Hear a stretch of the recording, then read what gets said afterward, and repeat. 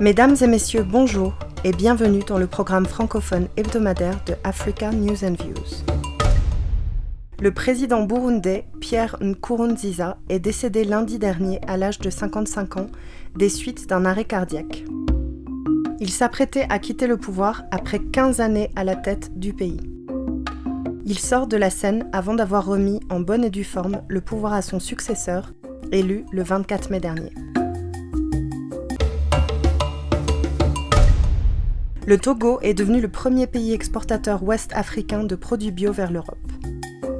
Il se classe maintenant devant le Ghana et la Côte d'Ivoire selon les chiffres européens. La filière bio togolaise est en pleine expansion, que ce soit sur le marché local ou à l'export. Ananas, mangue, soja, la filière bio occupe 37 000 producteurs au Togo. Alors que le Sénégal a annoncé jeudi lever ou alléger bon nombre de restrictions encore en place contre le coronavirus dans le pays, certains jeunes ont décidé d'aider à lutter contre les effets du Covid-19 à leur manière. C'est le cas d'Ibrahima Cissé. Avec ses camarades de l'école polytechnique de Dakar, ce jeune Sénégalais de 23 ans a construit le Mobigel, un vélo amélioré, doté à l'arrière d'un haut-parleur diffusant un message de prévention à l'attention des populations qui ont du mal à se confiner chez elles et d'un distributeur de gel hydroalcoolique. Le port du masque et la distanciation sociale restent obligatoires en public au Sénégal, mais en dehors du couvre-feu, il ne reste plus grand-chose à l'intérieur du territoire des principales mesures instaurées depuis mi-mars. À ce jour, les autorités sénégalaises ont déclaré plus de 4000 cas, dont 45 décès.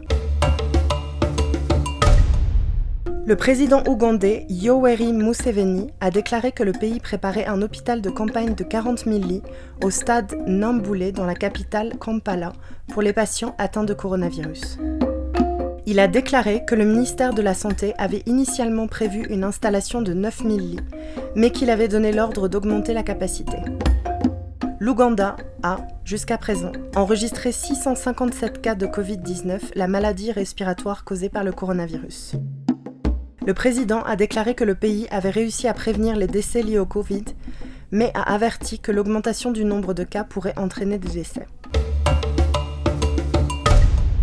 Plusieurs stars africaines du football ont participé à une campagne sur les réseaux sociaux pour sensibiliser les Africains aux méthodes de prévention contre le nouveau coronavirus, selon un communiqué de la Confédération africaine de football. La campagne, intitulée « Restons prudents pour l'Afrique », utilise le mot-clé #19 Kick-Ups Against COVID-19 sur les réseaux sociaux.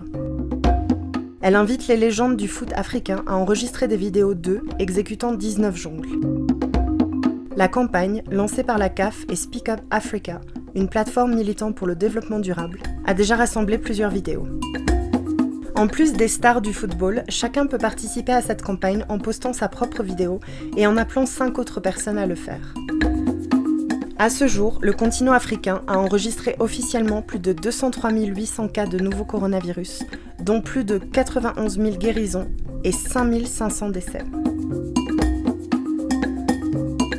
Arts TV vous remercie pour votre attention et vous souhaite un excellent week-end. Prenez soin de vous.